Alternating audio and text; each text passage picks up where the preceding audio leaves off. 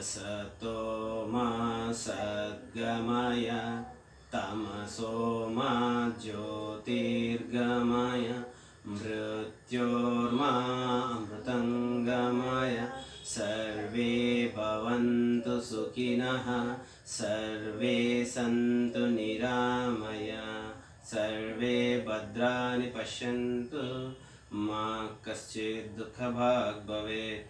ओम शांति शांति शांति। ओम मातृदेवो भव ओम पितृदेवो भव ओम आचार्य देवो भव ओम अतिथि देवो भव ओम प्रकृति देवो भव। ओम शांति शांति शांति।